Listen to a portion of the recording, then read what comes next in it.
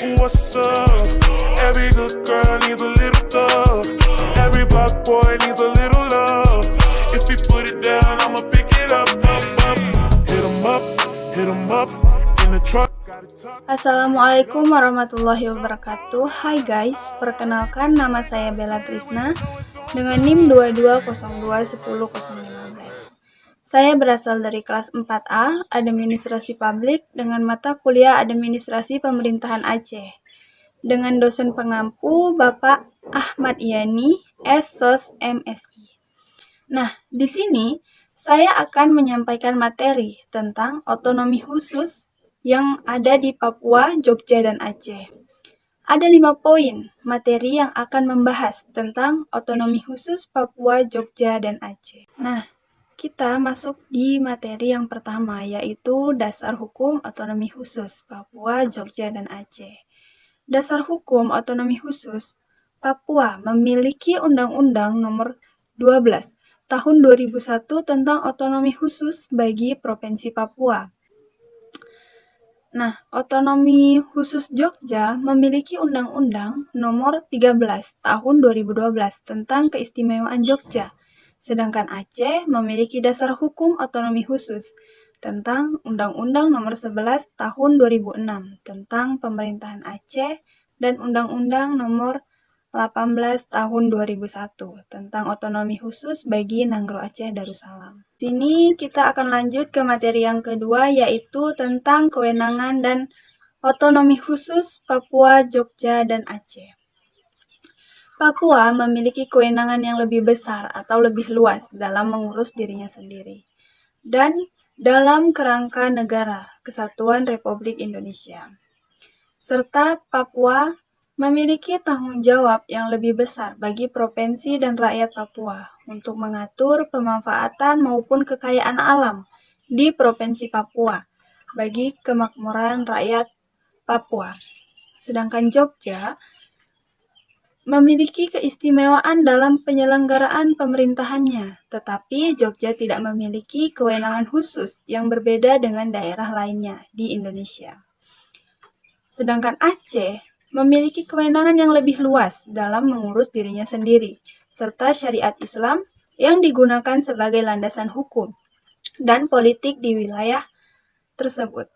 Pemerintahan Aceh memiliki kewenangan dalam penyusunan kanun dan peran wilayatul hizbah atau polisi syariah dalam mengatur hukum hinayat. Selanjutnya kita masuk ke materi yang ketiga, yaitu pembagian kekayaan atau keuangan di Papua, Jogja, dan Aceh. Kekayaan alam di Papua dikelola oleh pemerintahan provinsi, tetapi beberapa kekayaan alam seperti minyak dan gas dikelola oleh pemerintahan pusat.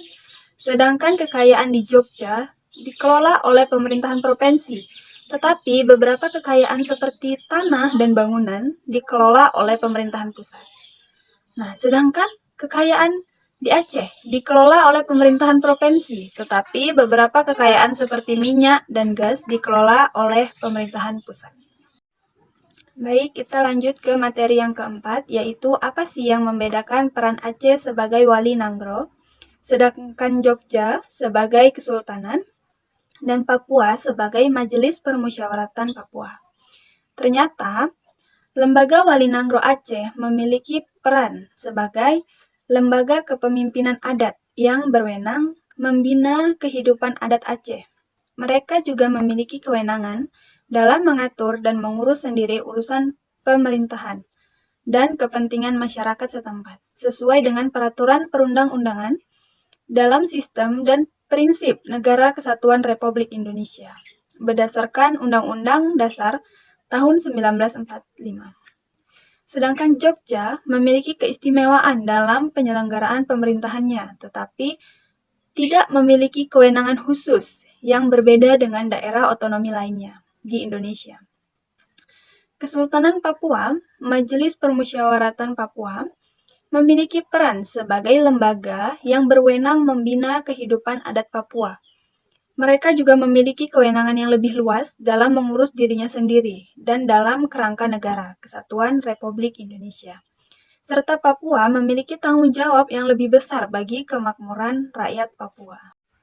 Menurut saya tentang otonomi khusus Aceh, Jogja, dan juga Papua, otonomi khusus Aceh didasarkan pada kesepakatan antara pemerintahan Republik Indonesia dengan Gerakan Aceh Merdeka yaitu GAM pada tahun 2005. Tujuannya untuk mengakhiri konflik dan mengatasi kekerasan di Aceh. Sementara itu, otonomi khusus Papua lebih merupakan tindakan sepihak dari pemerintahan pusat, tidak seperti Aceh yang memiliki kesepakatan dengan GAM. Untuk Jogja, dana keistimewaan digunakan untuk mendanai kewenangan keistimewaan daerah seperti Yogyakarta, serta dapat mendanai kegiatan prioritas nasional yang diatur lebih lanjut dalam Peraturan Menteri Keuangan.